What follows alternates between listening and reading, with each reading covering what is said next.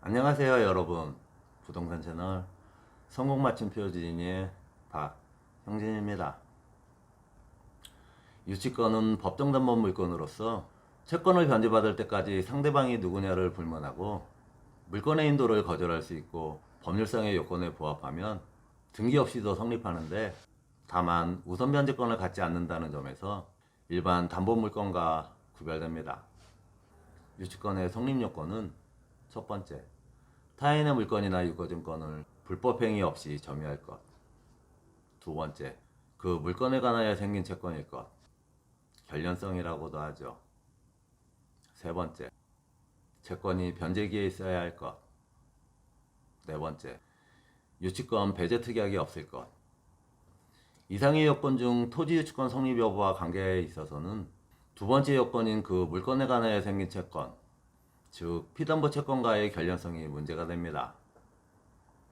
결련성의 의미는 채권과 물건 사이에 관련이 있어야 하며, 물건의 점유와 채권의 관련은 유치권 성립 요건이 아닙니다.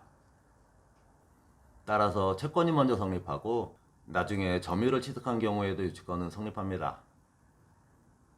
경매 실무에서 주로 문제되는 건설 유치권의 경우, 건축업자는 건물을 인도하였다가 공사대금 확보 차원에서 다시 일정 부분을 점유하는 경우가 많은데, 이 경우 공사대금 채권이 먼저 발생하고 점유를 나중에 하게 되는 경우에도 유치권이 성립하게 됩니다.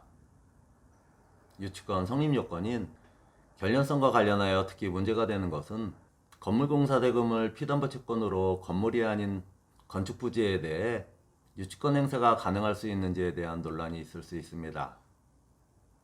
토지와 그 지상 건물을 별개의 부동산으로 보는 민법하에서 결련성은 민사유치권이 성립하기 위한 요건이므로, 건물공사대금은 건물에 관한 채권이고 대지조성공사를 위한 토목공사대금은 토지에 관한 채권이므로 해당 물건과 토지에 대해서 각각 유치권을 행사할 수 있다는 점은 논란이 없지만, 건물공사 도중 건축주 보도로 공사가 중단된 경우 건축업자가 미완성된 건물에 대한 공사대금을 이유로 건축부지에 대해 유치권을 행사할 수 있는지에 대해서는 결련성과 관련하여 논란의 소지가 있습니다.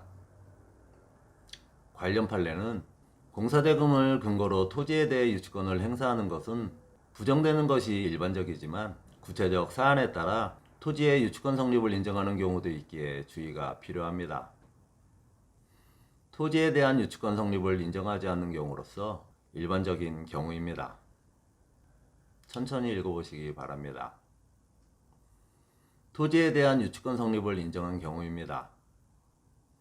이 토목공사를 통해 공무상 지목이 전, 과수원, 하천으로 잡다하게 구성된 이 사건각 토지를 장차 지목을 대지로 변경하더라도 집안 침하 등으로 인한 건물 붕괴를 막기 위한 집안보강공사 없이는 건물을 건축하기에 부적합하였다는 사정을 고려하여 이 토목공사를 위각 토지에 관한 공사로 볼 수 있다고 판단한 것으로 보여집니다. 즉, 건물 건축공사의 일환이지만 토목공사에 대해서만 별도로 계약이 이루어졌고 공사 내용이 토지와 직결되어 있다는 점이 토지에 발생한 채권으로 인정한 것으로 보여집니다. 다음 영상은 작년 5월 18일 개정 시행되고 있는 농지법 중 농지취득 자격증명과 농업경영계획서 작성 방법 등에 대해 알아보도록 하겠습니다. 지금까지 성공맞춤 표지인의 박형진이었습니다. 땡유베리 감사합니다.